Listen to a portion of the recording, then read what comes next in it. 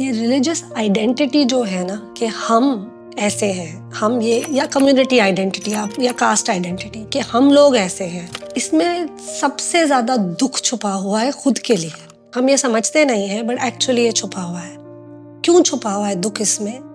क्योंकि ये हमको दूसरों से पहली बात तो बहुत सिस्टमैटिकली दूर कर देता है।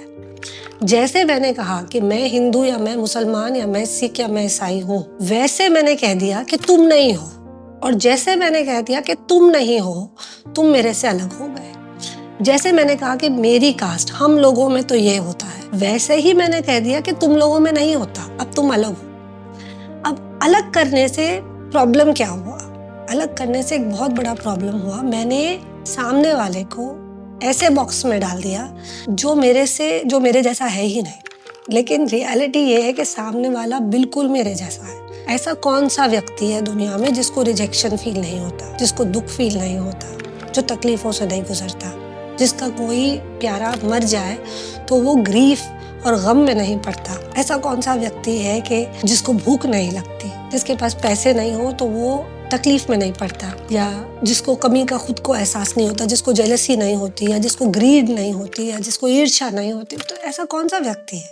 ऐसा कोई नहीं है। हमारी जो कॉमन शेयर्ड ह्यूमैनिटी है वो रिलीजन की छोटी छोटी बातें हैं, वो ट्रेडिशंस है कि हम ऐसे करते हैं तुम ऐसे, हम ऐसे प्रार्थना करते हैं तुम ऐसे, हम ये वाला उपवास करते हैं तुम वो वाला। ये तो छोटी छोटी रोजमर्रा की रीजनल बातें हो गई कि हमने ये सीखा तुमने ये सीखा।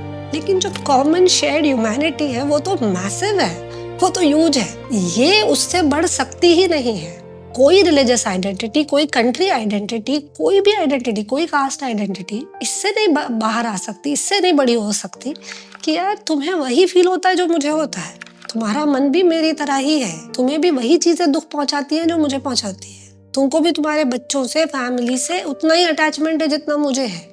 तो ये कॉमननेस ना देख के अपने आप को सेपरेट कर देना कोई आइडेंटिटी के बलबूते पर, ये अपने लिए ही सबसे बड़ी ज्यादती है। दूसरे को तो जो तकलीफ होगी होगी, बट खुद ने अपने आप को ही अकेला कर दिया हमने, और सारी एनर्जी लगा दी हम कैसे सुपीरियर है और बाकी कैसे इन्फीरियर है ये प्रूव करने में कि कैसे हमारा रिलीजन बेहतर है, हमारा खुदा, हमारा भगवान, हमारा कुल देवता जो भी हो बेहतर है। सारी एनर्जी इसमें लगा दी।